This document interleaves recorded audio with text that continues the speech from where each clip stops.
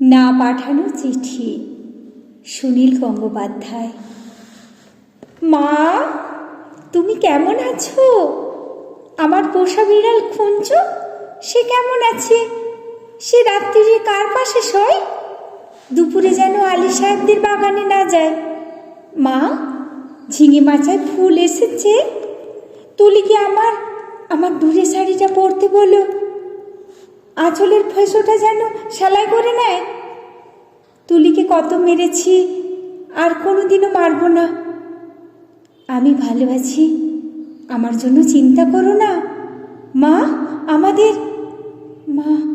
তোমাদের ঘরের চালে নতুন খড় দিয়েছ। এবার বৃষ্টি হয়েছে খুব। তরফদার বাবুদের পুকুরটা কি ভেসে গেছে? কালু ফুলুরা মাছ পেয়েছে কিছু? একবার মেঘের ডাক শুনে কই মাছ উঠে এসেছিল ডাঙায়। আমি আম গাছ তলায় দুটো কই মাছ ধরেছিলাম। তোমার মনে আছে মা? মনে আছে আলী সাহেবের বাগানে সেই নারকল চুরি করে আনিনি, মাটিতে পড়েছিল, কেউ দেখেনি। নারকল বড়ার সেই স্বাদ এখনো মুখে লেগে আছে। আলী সাহেবের ভাই মিজান আমাকে খুব আদর করত। বাবা একদিন দেখতে পেয়ে চেলাকার দিয়ে পিটিয়েছিল আমাকে। আমার কি দোষ? কেউ আদর করলে আমি না বলতে পারি? আমার পিঠে এখনো সেই দাগ আছে। আলী সাহেবদের বাগানে আর কোনোদিনও যাইনি। আমি আর কোনো বাগানেই যাই না মা। সেই দাগটায় হাত বুলিয়ে বাবার কথা মনে পড়ে। বাবার জন্য আমার খুব কষ্ট হয়। আমি ভালো আছি, খুব ভালো আছি। বাবা যেন আমার জন্য একটুও না ভাবে। তুলি কি এখনো ভূতে ভয় পায় মা? তুলি আর আমি পুকুর ধারে কলা বউ দেখেছিলাম। সেই থেকে তুলির ফিটের ব্যারাম শুরু হলো। দাদা সেই কলা গাছটা কেটে ফেললো। আমি কিন্তু ভয় পাইনি। তুলিকে কত খেপিয়েছি। আমার আবার মাঝরাতে সেই কলা বউ দেখতে ইচ্ছে করে। হ্যাঁ, ভালো কথা। দাদা কোনো কাজ পেয়েছে? নকুরবাবু যে বলেছিল বহরমপুরে নিয়ে যাবে। দাদাকে বলো, ওর ওপর আমি রাগ করিনি। রাগ পুষে রাখলে মানুষের বড় কষ্ট। আমার শরীরে আর দাগ নেই। আমি আর এক ফোঁটাও কাঁদি না মা। আমি রোজ দোকানের খাবার খাই। হোটেল থেকে দুবেলা আমার খাবার এনে দেয়। মাংস মুখে দিই, আর তুলির কথা, কালু ফুলুর কথা মনে পড়ে। তোমাদের গ্রামে পটল পাওয়া যায় না। আলু পটলের তরকারি খাই, পটল ভাজাও খাই। হোটেলে কিন্তু কখনো শাক রান্না হয় না। পুকুর পাড় থেকে তুলি আর আমি তুলে আনতাম কলমি শাক। কি ভালো, কি ভালো, বিনে পয়সায়। কোনোদিন আর কলমি শাক আমার ভাগ্যে জুটবে না। জোর হাওয়া দিলে তাল গাছের পাতা সরসর করে ঠিক বৃষ্টির মতন শব্দ হয়। তাই ভাদ্র মাসে তাল পাকিয়ে ঢিপ ঢিপ করে তাল পড়ে। বাড়ির তাল গাছ দুটো আছে তো। কালু তালের বড়া বড় ভালোবাসে। একদিন বানিয়ে দিও। তেলের খুব দাম জানি, তবুও একদিন দিও। আমাকে বিক্রি করে দিয়ে 6,000 টাকা পেয়েছিলে। তা দিয়ে একটা গরু কেনা হয়েছে তো। সেই গরুটা ভালো দুধ দেয়। আমার মতন মেয়ের চেয়ে গরুটা অনেক ভালো। গরুর দুধ বিক্রি করে সংসারে সুরাও হয়, গরুর বাছুর হয়, তাতেও কত আনন্দ হয়। বাড়িতে কন্যা সন্তান থাকলে কত জ্বালা। দুবেলা ভাত দাও রে, শাড়ি দাও রে, বিয়ের জোগাড় করো রে। হাবুল, মিজান, সিদ্ধার্থের বুঝি না? সব বুঝি, সব বুঝি। কেন আমায় বিক্রি করে দিলে তাও তো বুঝি। সেই জন্যই তো আমার কোনো রাগ নেই, অভিমান নেই। আমি তো ভালোই আছি, খেয়ে পড়ে আছি। তোমরা ওই টাকায় বাড়িঘর সারিয়ে নিও ঠিকঠাক। কালু ফুলুকে স্কুলে পাঠিও, তুলিকে ব্রজের ডাক্তারের ওষুধ খাইও। তুমি একটা শাড়ি কিনো, বাবার জন্য একটা ধুতি, দাদার একটা ঘড়ির শখ, তাও কি ও টাকায় কুলোবে? আমি কিছু টাকা জমিয়েছি, সোনার দুলও গড়িয়েছি। একদিন কি হলো জানো মা? আকাশে খুব মেঘ জমেছিল, দিনের বেলায় ঘুটঘুটি অন্ধকার। মনটা হঠাৎ কেমন কেমন করে উঠল। দুপুরবেলা চুপি চুপি বেরিয়ে ট্রেনে চেপে বসলাম।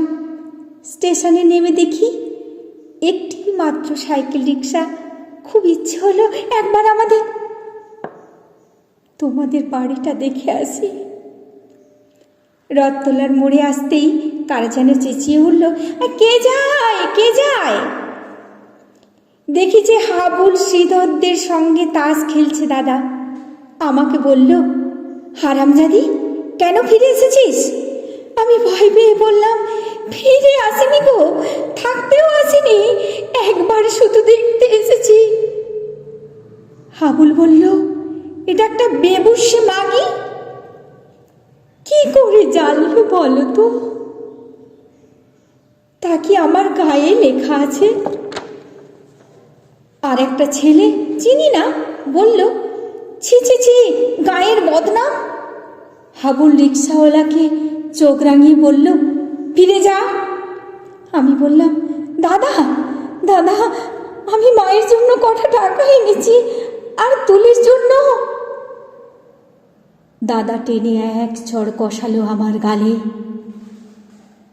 আমাকে বিক্রির টাকা হকের টাকা, আর আমার রোজগারের টাকা নোংরা টাকা। দাদা সেই পাপের টাকা ছোঁবে না। ছিনিয়ে নিল শ্রীধর, আমাকে ওরা দূর দূর করে তাড়িয়ে দিল। আমি শুধু দাদার উপর রাগ করিনি। দাদা তো ঠিকই করেছে, আমি তো দাদার বোন নই, তোমার মেয়ে নই, তুলির দিদি নই।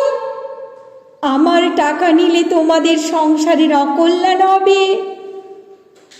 না না, আমি চাই তোমরা সবাই ভালো থাকো, গরুটা ভালো থাকুক, তাল গাছ দুটো ভালো থাকুক, পুকুরে মাছ হোক, খেতে ধান হোক, ঝিঙে মাচায় ফুল ফুটুক।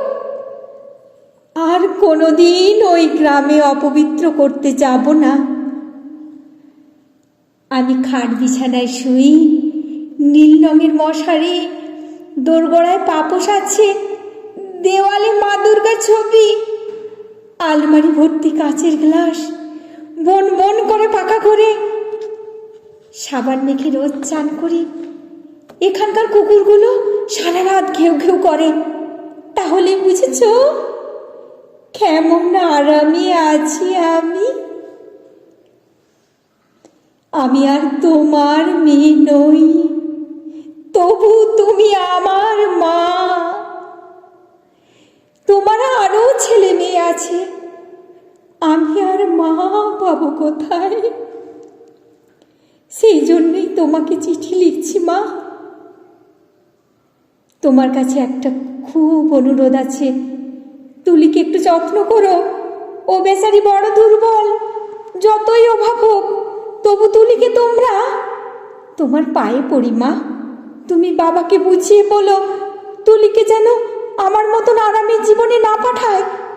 যেমন করেই হোক তুলিকে একটা বিয়ে দিও, ওর একটা নিজস্ব ঘর সংসার, একজন নিজের মানুষ।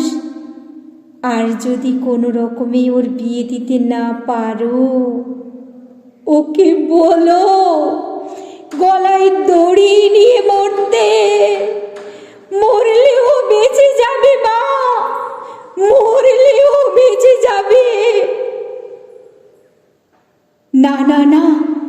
এ কি অলক্ষণে কথা বলছি আমি? তুলি বেঁচে থাকুক আর সবাই বেঁচে থাকুক, তুলির বিয়ে যদি না হয় না হোক, হে ভগবান। গরিবের বাড়ির মেয়ে কি বিয়ে না হলে বাঁচতে পারে না? বিয়ে না হলে তাকে গ্রামের সবাই ঠোকরাবে। দু পায়ে জোর হলে তুলি কোথাও চলে যাক, মাঠ পেরিয়ে, জলা পেরিয়ে, জঙ্গল পেরিয়ে, আরো দূরে, আরো দূরে, যেদিকে দু চোখ যায়। এমন জায়গা নিশ্চয়ই কোথাও আছে, কোথাও না কোথাও আছে, যেখানে মানুষরা সবাই মানুষের মতন আঁচড়ে দেয় না, কামড়ে দেয় না, গায়ে ছ্যাঁকা দেয় না, লাথি মারে না। সেখানে একটা মেয়ে, শুধু মেয়ে নয়, মানুষের মতো বাঁচতে পারে।